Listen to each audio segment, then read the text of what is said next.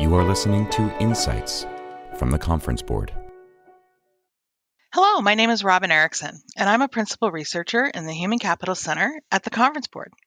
It's a pleasure to welcome you to this edition of Insights, a podcast series brought to you by the Conference Board. As you know, our whole world has been turned upside down by the global pandemic, but the Conference Board is committed to helping organizations navigate through this turbulent time. The Human Capital Center recently published 10 short reports covering COVID-19 and the crisis. Today, my colleague and co-author Marion Devine, Human Capital Senior Researcher, is joining me to discuss two of the short reports, supporting employee well-being and mental health, as well as navigating talent acquisition in a changing world. Both reports are available to the public on the Human Capital Resources page of the Conference Board's COVID-19 Hub at www.conference-board.org. So you may think that employee well-being is not very connected to talent acquisition. However, I would suggest that they are more connected than you might think, because the way an organization treats its employees is called its employer brand. And most workers applying for a job are used to thinking about their experience as an employee at a previous employer, or their experience as a customer or as a student. And how an organization treats its employees is often a deciding factor when picking a new job. And with the transparency supported by the internet, workers can actually find out how an organization's employment brand online.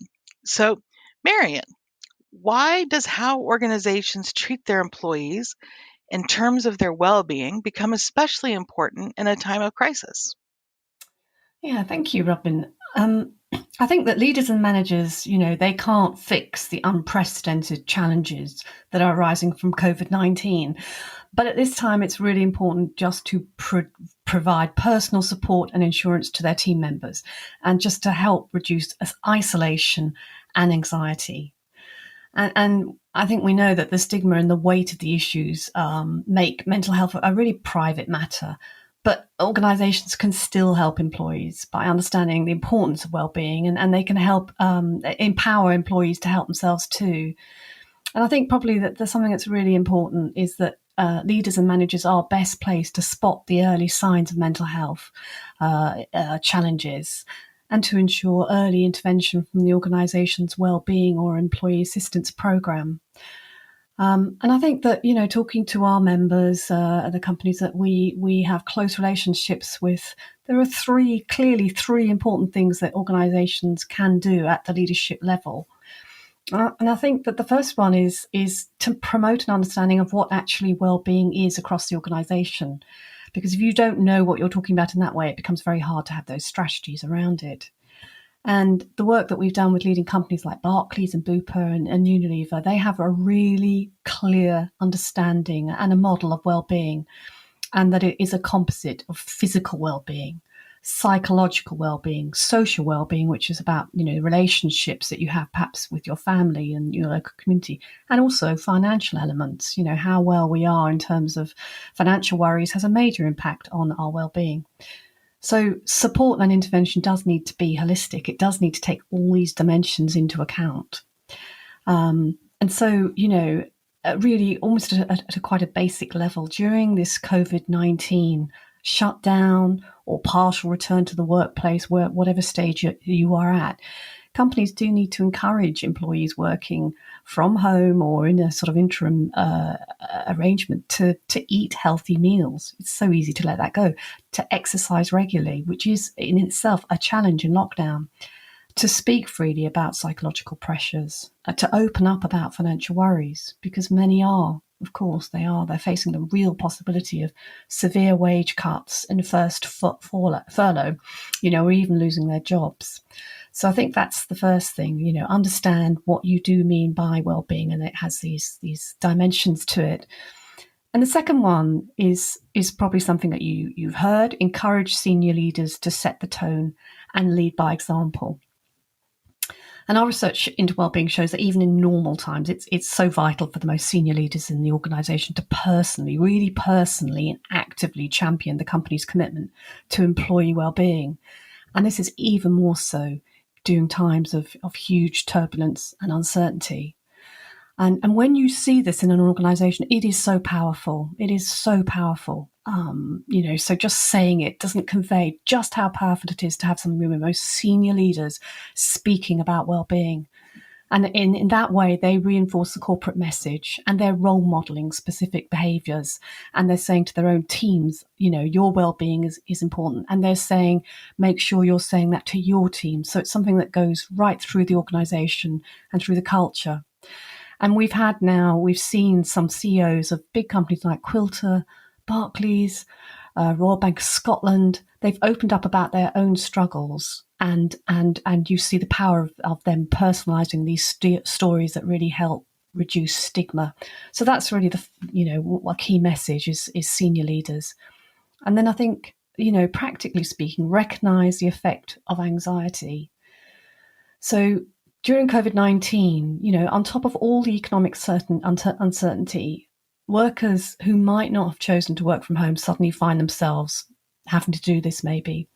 And they find themselves possibly in very far from ideal conditions. They're juggling family commitments. If they live on their own, perhaps they're feeling very isolated. They're coping with unsuitable workspaces. They might not have the office equipment or the collaborative tools that they need. And some employees may feel really uncomfortable or struggle to discuss their mental well-being with their manager, or perhaps they feel really guilty that they don't seem to be coping at a time when, it's easy to say, I need to step up, this is a really hard time for my business. And so, feeling guilty, I think, is a real thing. So to reduce anxiety, do practical things. Encourage your workers to take breaks from pandemic-related news. Manage that. It's good to stay informed. We know that we need to know what's going on out there. But if you indulge, let's say, this can really increase feelings of just helplessness, hopelessness, lost control. So just do it at the level that suits you. And the CDC also recommends taking regular breaks to relax, as well as connecting with people that you love for mutual support. And actually, Marion, if you spend too much time watching the news, you could get even more depressed. Definitely. Not just more anxious, but it's been hard to find some good news. And so there's just so much uncertainty with everything that's happening with COVID-19. Yeah. But one of the things that I love in the report is that it talks about a campaign from the City of London called This Is Me, and it's proved highly successful at persuading diverse workers to tell their stories. So how can storytelling be a powerful tool for an organization to use during times of crisis? Yeah, Robin, I think I love this example as well. I think in itself, storytelling is a really powerful tool because it's personal, it's powerful, it's real, it can change workplace culture. And I think as well, the more storytelling going on about mental health and well-being is there's this thing about creating a sense of safety. There's a space that is enabling employees to be more open about their well-being and especially their mental health. So the This Is Me campaign started about 3 years ago, actually, in the City of London, where there are some very big firms, a lot of them in the financial sector. And there has been, through the global crisis and some of the things that unfolded after that, there's been a big awareness of the importance of mental health at work. And so this campaign started 3 years ago, and it was to reduce stigma and myths around mental health, and also just try to create openness and access to good information. And so 800 businesses have now joined, and this includes Barclays and Bloomberg and Schroders. And what it is, it's a sort of a framework that when you sign up, it gives you the tools that you need, where employees can basically give their personal stories of mental health issues. And this is told through video, photography, articles and posters. So Barclays, who are one of the founding companies, their campaign has been so successful, and they started with 9 stories, and they now have 160 stories, which have been shared on their dedicated online platform in the bank. And this portal has received more than 60,000 visits since its launch. And in the This Is Me campaign, in a sort of survey of these 800 businesses, I think something like 90 93% have said that the campaign has really helped them to create a much more open workplace culture. So that's been a very powerful thing. I think in the current situation, think about adapting the This Is Me campaign to provide opportunities for your employees, and don't forget your valued contingent workers, to share their experiences of lockdown, teleworking, wherever they are, perhaps in their furlough experience, whatever it is. But we're all sharing this amazing kind of experience around the globe. So this is possibly a really good opportunity for people to share those stories, and they can be practical. They can be tips for, adapting successfully to whatever situation you find yourself in. They can be fun. And let's face it, we all need a little bit of fun, I think, at the moment. So think about competitions, sharing the best meme, joint workouts, be creative. And they can help break down the sense of isolation that some people may be feeling. So that's something very practical to do, I think. So, Robin, what do you think, from your perspective, what are some of the additional ways that organisations can support workers' well-being? So, I think that the first thing that they should be doing is to also review their well-being strategies. In light of the COVID-19 crisis, organizations need to look at their employee assistance programs, if they have them, and then do a needs assessment for populations such as those frontline workers who are more at risk for increased stressors. I actually believe that after this, we're going to have high levels of incidence around PTSD, especially for frontline workers. But I also think that there will be some PTSD among people who've just survived this crisis in one way or another because of the stresses they've had to deal with their families or with themselves. And so, once you look at what your organization has for an employee assistance program, you then need to help your line managers and your supervisors run guided conversations with their teams. And then, you can also think about putting in a continuous listening strategy. We've actually written quite a lot about that here at the conference board, and those reports are available as well to the public, because the continuous listening allows you to find out what's going on with your employees on a regular basis. And you can have regular surveys that ask for information on employee well-being. And as you said earlier, Marion, mental health can be sticky or a tricky subject. So, a lighter touch can involve just providing resources to employees who may need them. So, check to make sure that your communications and your benefits pages are clear, that your employees know how to access the support that they need and that the resources offered by the company. And then, help your line managers as they try to care for their employees, because this is everybody keeps saying it's an unprecedented time. No one's actually had to do this before to the level at which we're doing it. So make sure that mental health is part of your benefit package. As an example, Starbucks was planning to provide therapy sessions, mental health to their employees, and they rolled it out during the start of this campaign. It was part of their broader mental health benefit plan, but they're offering 20 free therapy sessions a year for all of its employees, including part-time workers. So I think that's great. Another thing that organizations can do is to leverage their employee resource groups. And employee groups are evolving now to respond to workplace changes, and well-being is one of the emerging topics. So companies like Verizon, Johnson & Johnson, and Retail Me Not, they've already implemented employee groups that specifically address mental health issues. And those ERGs provide a space for employees to get together and share resources and share their stories, and in a safe space. But it's really important that you have leadership buy-in and a focus on employee interest and needs, and then checkpoints to track progress to make sure that you're creating and sustaining a strong employee group. Thank you, Robin. And I think I really want to endorse what you've said about, managers, line managers, supervisors, team leaders. They are in probably uncharted waters in that way. And so, I think we do need to emphasise that they play a critical role. And actually, something that Royal Bank of Scotland said to me, I think, was about this thing of they also need to look after themselves first. A bit like on an airplane, when the oxygen masks come down, you need to put it on yourself first, and then be able to look after other people. So I think, any efforts to encourage line managers to really help their employees, don't forget to support them. Don't forget to emphasize to them that they need to look after themselves. So practically speaking, managers are the first point of contact for most employees. So they do have a really important role to play in creating this psychologically safe environment. Such an environment is important in any time, but perhaps at this time it really is vital. And that's to create a space for people to be able to constructively address some of the various stresses that are being caused by this pandemic.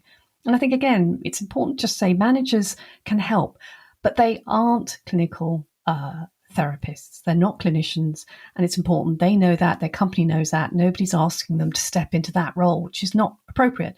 But they can do a few practical things in terms of looking after their employees. They can start a well-being conversation. And it's funny in a way. I think it's quite hard for managers to sort of shift into this type of conversation. It's a different conversation. But it's about creating a space for employees to share their struggles, tell their personal stories, and just having someone ask you, someone being willing to listen, can be really helpful to people. And also I think, that creating that space does help break down stigma. People can exchange, and they can find out that they are addressing similar challenges. So it's important just to start the conversation with open-ended questions. Not, I assume you're doing okay. Definitely not that. But saying, how have you been doing lately? What are the challenges you're facing? How's it going? Actively listen. And actively listen means that you are making just these cues of saying, right, yeah, okay, I understand. Rephrase key concepts in your response to show that you're listening. So you can just say things like, so if I'm understanding you right, you're saying this, so that's actively listening, reflectively listening. Be non-judgmental and don't pressurize your employees to answer. So some employees are just not going to open up to their line managers. That's fine. Maybe they'll open up to someone else on the team. But give them the space, don't interrupt. And try not to do a sort of a real classic one is where you insert your own experience because you're trying to be sort of empathetic, but actually the focus goes back on you. So if you sort of say, yes, I understand how you're feeling because this is, then you're bringing it away from them, you're putting it onto yourself, even though you've got the best of motives. So don't do that, just listen. But there's also something a little bit more formalised. Some organisations are using wellness action plans. And on our article, our report, there is a link where you can find out more about this very practical resource. So these plans are designed to help employees support their own mental health. So it's about empowering them. And it's a sort of a guideline, a plan that helps them reflect on stressors and just flags up some practical steps that might be good for them. So a wellness action plan asks questions like, what helps you stay mentally healthy at work? Now, for some people, it's actually work itself. Other people, it's clear boundaries between work, saying I'm not working now. People are different, they're individual. And it also looks at what can your manager do to support you in staying mentally healthy at work. Are there any early warning signs that we might notice when you start to feel stressed or mentally unwell? We all know some of the little indicators, the warning signs for us as individuals that we're starting to feel, that it's all getting a bit too much. So putting them into the plan is helpful. And these questions just provide employees with a productive way to self-reflect and to increase their own self-awareness. And self-awareness is important because, again, when you're under a lot of stress, that's one of the things that you can lose. You can start being oblivious to the signs of stress until a colleague might say, you know what, I think we need to sit down here and talk a little bit more. You just may not be aware of it. So after completing the wellness action plan, employees can better frame and communicate their own needs to their managers.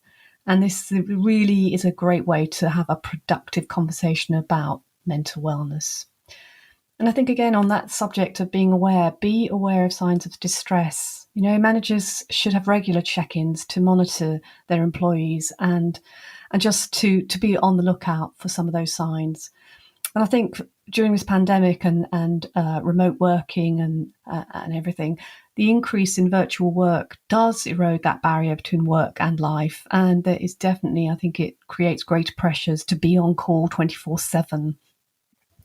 And I think as well, the increased pressure to be competitive or relevant during this crisis. We've got to, as a company, we've got to really step up. We've got to be really customer centric.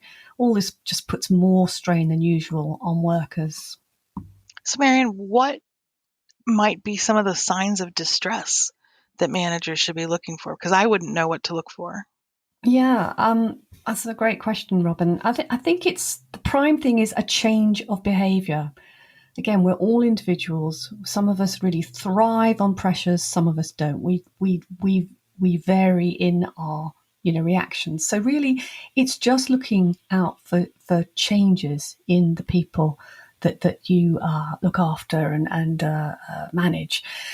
Some signs could be increased fatigue. So just someone seeming to be, really tired and saying they're tired, just lacking that energy that they might normally have. They might start withdrawing and you suddenly think, haven't heard from them, or they're not participating much in this meeting, or perhaps just are uncharacteristic behaviours or changes in mood, especially things like being very irritable. People can get more aggressive when they're feeling stressed. People can get more defensive when they're feeling stressed. You might see that they're falling behind in work. Maybe they're overworking. Maybe they're just being much less communicative. So it's just being aware and looking for some of these signs, because of course, if people are working remotely, it's harder for managers to be aware of what's going on and what is an unexpected level of distress, or something that's a higher level of distress, something that actually there needs to be some sort of intervention there. Well, and it's a great point you're making, because another issue that causes distress that we should all be especially sensitive to is domestic violence. And that's especially important right now during this global pandemic.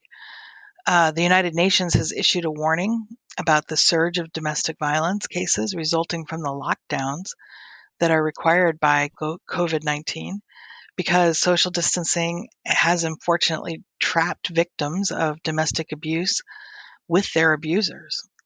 And so managers need to be aware that this is a possibility, and then help their employees who don't feel safe at home by providing resources. Again, no one expects the managers to do anything, but they should be able to provide resources to their employees. They can direct their employees to take advantage of links of sites like Futures Without Violence. They can provide employees guides on how to make safety plans. And they can also benefit from mapping out their own support network. And so I was intrigued that some of the European countries are promoting local support networks during this lockdown by encouraging victims of abuse to use code words at pharmacies to covertly signal that they need help. And I had heard that that was happening at bars here in the US. And obviously now with the lockdowns, most people aren't going to bars. And so I think that's really a wonderful example of something that, providing a resource for people. I've also seen on Facebook that people have been offering to their networks to help them get help if they need it. So anyway, anything else, Marion, that you'd like to add to this discussion? Yeah, I think, Robin, just a comment about habits. People, I guess lockdown has been going on for a while. Some people are having some sort of return to a workplace. Others of us are continuing perhaps in our arrangement.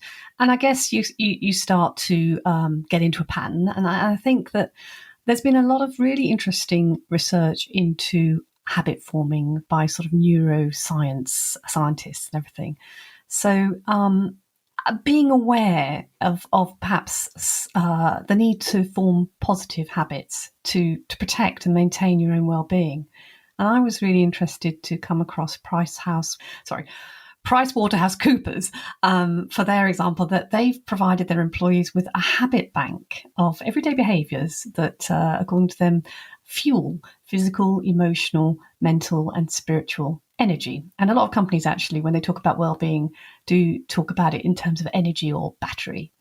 And so on this this bank, it could list habits like turning off smartphone notifications, doing one thing at a time, winding down before going to sleep, or periodically checking on yourself during the day to notice physical tension. So, are you hunched up? Do you suddenly realize that your shoulders are right up and that you're frowning and, you need to sort of unclench, and whether you need to take a short break. So it's just a helpful bank of habits for people to think about, to sort of, more proactively manage themselves in whatever situation they find themselves. So I rather like that. Another positive habit, Marion, that I've heard of is actually setting an alarm for yourself to make you get up from your desk and actually just move. Yeah. Because physical movement is so important, and it's one of the easiest things with the lockdown to just avoid. So it really is. But anyway, thank you, Marion, for all of those interesting points. At this point in our program, we're going to take a short break for some quick announcements, and we'll be back in just a minute to discuss the latest insights on COVID-19 and talent acquisition. Can you, your team, or your company benefit from insights such as the ones provided in this podcast? They are immediately available when you join the Conference Board, a membership-based think tank that delivers trusted insights for what's ahead. Reaching across industries and geographies, we bring together our noted experts, senior executives from the world's largest companies, and nonpartisan practical research to help you address your most important business issues. Our membership packages are tailored to your organization's unique needs and budget. To learn more about our offerings, go to www.conferenceboard.org and click Join on the top bar to connect with one of our product specialists. Hello again, I'm Marion Devine with Conference Board. Welcome to the second half of our podcast, and thanks for joining myself and my colleague Robin as we discuss what organisations are doing to navigate talent acquisition during COVID-19. And we've just published a report on this subject with 12 recommendations, and we'll cover just some of them today. So with the global economy declining precipitously, most organisations have been forced to or have chosen to undergo cost containment measures. And of course, some of these measures include mass layoffs, employee compensation and benefit cuts, and hiring freezes for all but critical positions. So as a result, the talent acquisition functions in most organisations have had to dramatically change their processes. So, Robin, what are some of the recommendations to help talent acquisition leaders navigate the many changes required by the current COVID-19 pandemic? So our first recommendation is that organizations should not rescind new hire and intern offers, because as you would imagine, to quickly save costs, many companies rescind the offers that they've made.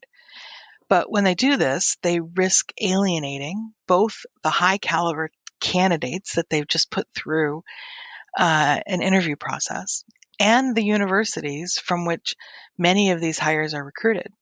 So most organizations that hire new grads, either from undergraduate or graduate programs, they have long-term investments with these schools. And so if you rescind offers, the organization will jeopardize their reputation with those universities.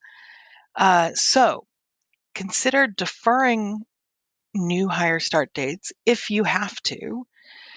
And if it's possible to only defer some of the start dates, ask the new hires if a deferred start date will cause them financial hardship. For example, recent graduates or workers who have quit other jobs without other income, those would probably be most financially impacted if they had to start later. But some new hires are financially secure and would actually welcome the additional time off before starting a new job. So in addition, find ways to use your interns remotely. So that's another thing that's happening right now. You've got a lot of interns joining organizations. And so when we've been asking our members about this, we found that some talent acquisition leaders are planning to create virtual training materials and they're partnering with their learning teams to build this new content. And then another talent acquisition leader actually suggested assigning interns weekly deliverables rather than a summer-long project that, they only had one deliverable for the whole summer. But if you give them weekly deliverables, it allows organizations to promote consistent engagement and regular communication with these interns. And so it's going to be really important as organizations are starting to think about training their interns or their new hires, their classes of new hires in the fall. And so just be thinking about ways that you can do this that actually work well with a virtual environment in many cases.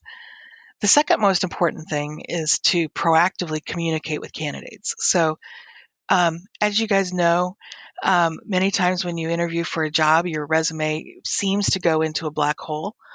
But in times of crisis and uncertainty, communication, transparency, and clarity are even more important than usual. So recruiters need to let active candidates know as soon as possible where they are in the hiring process, or if a hiring freeze has actually been implemented. And honestly, you need to follow up with your individual candidates in a personalized and empathetic manner, because that will develop trust and credibility for your organization, which over the long term will build goodwill. And, once the recovery begins, many organizations are going to need to go start hiring again, and they're going to need good candidates. And the other thing is, I mentioned earlier about the transparency of the internet, but if a candidate has a bad experience applying for your organization, they'll share that information on social media. So think about developing a hub on your website, on your careers website, that can answer questions and convey important hiring information. And, for example, Cigna created a frequently asked question page on its careers site with COVID-19 resources for candidates to let candidates to give them some extra information, but also to let them know about the process that was happening there at Cigna in terms of hiring. Another thing that I think is really important is that organizations need to think about focusing on diverse candidates with alternative credentials. And we're actually going to publish a report on this topic later this month, because increasing the diversity of applicant pools creates a more diverse workforce. It's just a simple fact. And this has been found, but a more diverse workforce has been found to increase innovation and actually revenue by 19%. But with the mass layoffs that we've had, we expect there will be millions of, or not millions, but there'll be many, many candidates flooding the market and applying for specific jobs. So many organizations in the past have actually created arbitrary filters that eliminate diverse applicants, such as in the past, college degrees have been used as a filter for hiring. Basically, if you have too many applicants, it's just really easy to put a filter that's that simple that says, well, if you don't have a college degree, we won't consider you. However, alternative credentials, those are things like certificates or certifications or prior work experience, actually allow organizations to broaden their talent pools with workers from many different backgrounds. So one of the things that the talent acquisition team needs to think about is that if they accept alternative credentials, they can be thinking more broadly about what skills will be needed in the future, not just those that are needed today. Yeah, I think that's a really great point, Robin, and I think it would be really interesting to see your report. So, given that technology also has become much more evident with remote working and stay-at-home orders, we are seeing this sudden push, real acceleration actually towards an even more virtual world. And I think we just need to sort of say to recruiters, it is possible to use that technology to their advantage, and we're seeing that through several strategies. And one is to transition to virtual interviewing and onboarding. This is the time now to retrain both recruiters and hiring managers on virtual interviewing techniques and to create a virtual onboarding capability. Now, a lot of companies have already adopted virtual interviewing because recruiters and hiring managers can assess candidates' facial expressions, their level of engagement via video while saving time and money. So if your company hasn't used this technology, provide recruiters and hiring managers with training that covers the technical aspects of videoing hiring, interviewing. So that's a very practical action. Or take advantage of the free learning courses that LinkedIn offers, including how to build an executive presence on video calls, lead virtual meetings, use virtual meeting tools. And LinkedIn also offers interviewing capabilities via its Talent Hub platform. And this allows recruiters and hiring managers to interview candidates virtually to assess coding, writing, speaking, and soft skills, and verify candidate information through secure background checks. So that's a great resource to take advantage of. And once they've hired candidates, companies that swiftly pivot to virtual onboarding processes can demonstrate to new employees their agility and their resourcefulness. So think about ways of developing innovative ways to welcome new hires when in-person interaction is no longer feasible. And a great example is Hormel Foods Corporation deploying Discovery Map. And this is a gamified platform that allows new workers to quickly learn about the company. So that's a great example. I think you can also provide virtual interviewing resources to candidates, as Robin mentioned earlier. Interviewing is often a challenge, especially for soon-to-be college graduates, inexperienced workers. And now with all the COVID-19 restrictions, candidates will require a little bit of guidance on how to successfully perform in a virtual interview. So, we suggest that recruiters check in to ensure candidates are comfortable with a virtual interview and, think about sending them a document explaining what virtual platform will be used along with tips for success. And Microsoft has created a virtual interview resource page for candidates. And this outlines steps to follow before and on the day of the interview and addresses problems they may run into and includes a frequently asked questions section as well. So that seems a really great way to help people do the best they can when they have the opportunity for an interview. And then another measure to think about is to implement virtual career fairs. Organisations, could consider creating online recruitment events, such as a virtual career fair, to facilitate interactions with potential applicants. And employers and applicants can meet in this virtual environment, and they can use chat rooms, teleconferencing, webinars, and more to discuss job openings. Job seekers can upload their resume prior to the event. They can fill out questionnaires about their interests and experience, and then they can be matched with various companies that have openings that align with their skills. Some platforms create virtual environments that mimic real-life career fairs, including a map of the layout of booths.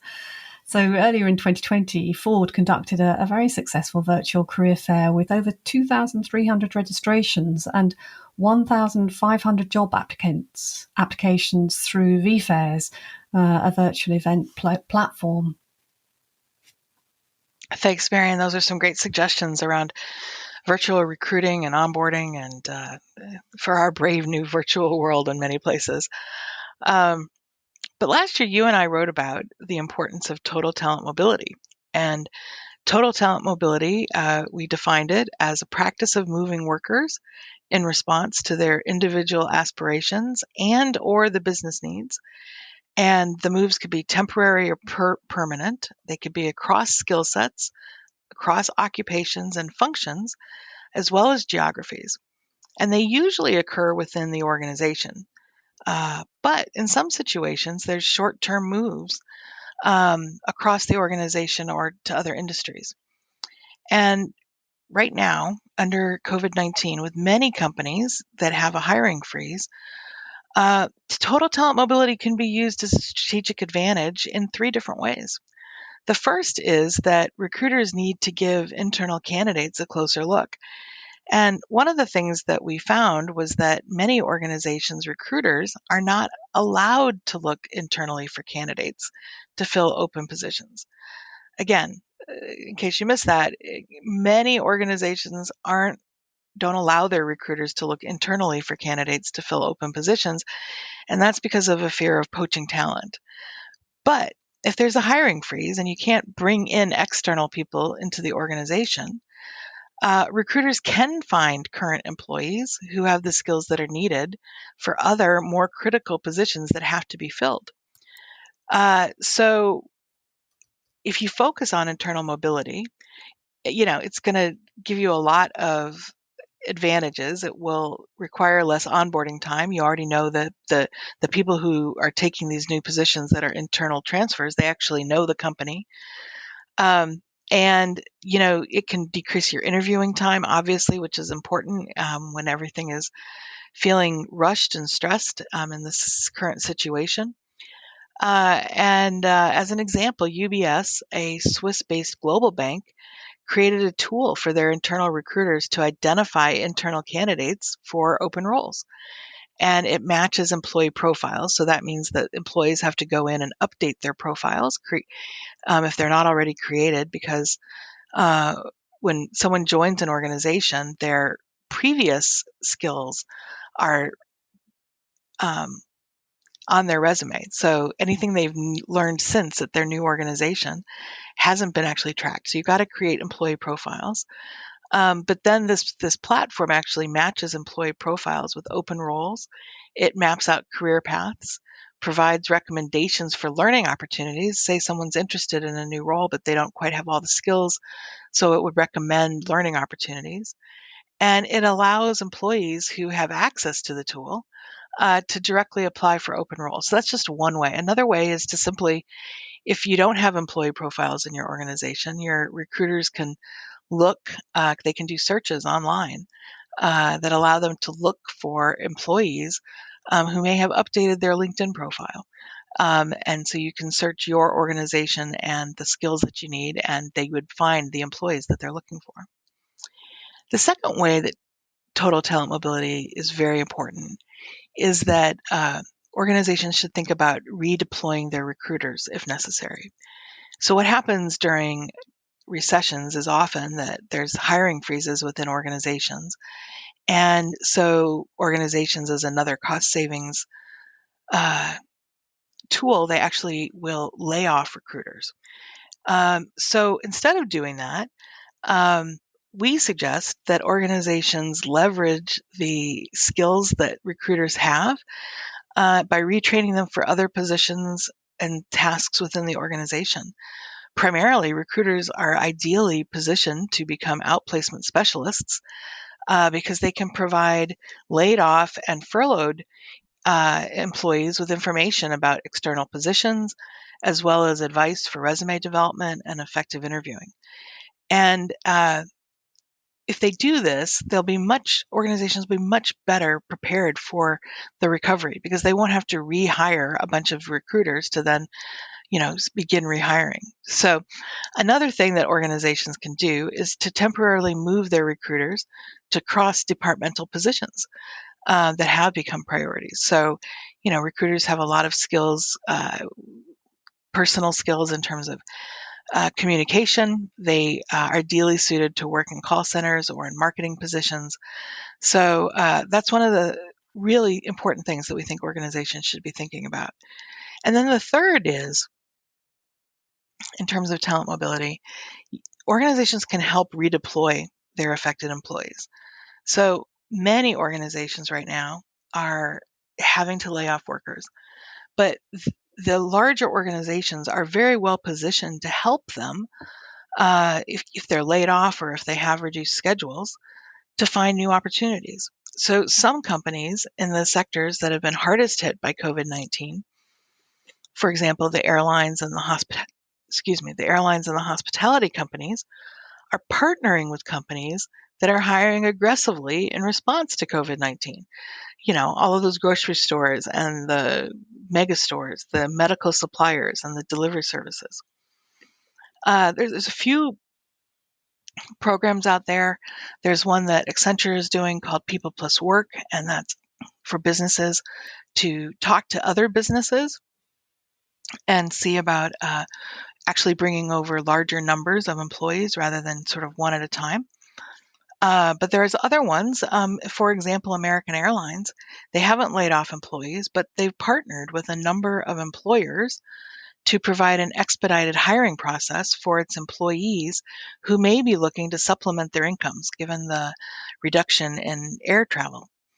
So another example is that to prevent permanent job losses, Hilton announced that it was furloughing many employees, but they would continue to receive benefits, and they then had access to more than 500,000 temporary jobs at more than 30 companies. So there's definitely things that organizations can be doing to meet this crisis and to leverage their internal talent.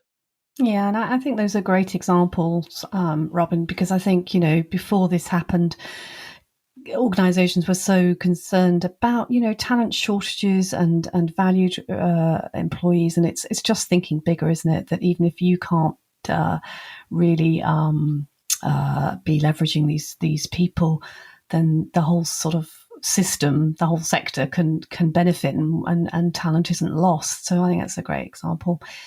So thank you, Robin. That brings us to the close. I hope that you've enjoyed today's podcast with me, Marion Devine, and my colleague, Robin Erickson from the Conference Board. I also hope that you'll be able to use some of these strategies that we've talked about to prioritise employee well-being, to navigate talent acquisition during COVID-19. As Robin mentioned earlier, both of these reports are available to the public on the Human Capital Resources page of the Conference Board's COVID-19 Hub.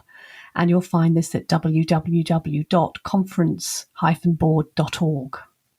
I'd like to thank you for joining us. If you'd like to find out more, please visit our website at tcb.org/podcasts or /podcasts for more interactive programs. And you can also find our podcasts on other platforms like iTunes or Spotify. So thank you again and goodbye. This has been Insights from the Conference Board.